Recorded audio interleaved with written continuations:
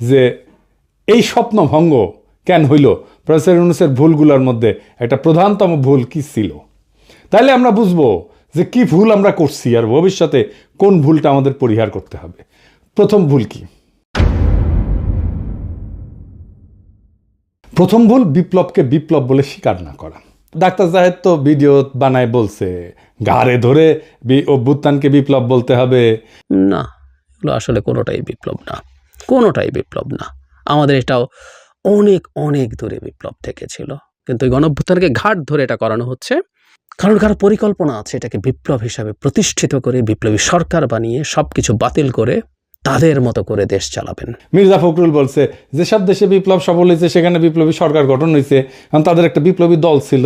Russia, চীন, Cambodia, Cuba সবখানে এই চিত্র পাবেন। এমনকি ইরানেও ইসলাম বিপ্লব হয়েছে, সেখানেও একটা দল ছিল। কাজেই আমার কথা হচ্ছে যারা বিপ্লবের কথা বলতেছেন তাদের উচিত সরকারে না থেকে একটা বিপ্লবী দল গঠন করা। এনে বিপ্লবী দল কোথায়? বিপ্লবী দলই তো নাই। মির্জা ফখরুলের মাথায় কমিউনিস্ট ট্রেনিং আছে তো 19 শতকের, আজকের না। মানে বিপ্লব করার জন্য একটা বিপ্লবী তত্ত্ব লাগবে, একটা কার্ল মার্কস লাগবে, তার আবার দাড়ি থাকা লাগবে। দাদা সিরাজুল সেজন্য দাড়ি রেখেছিল।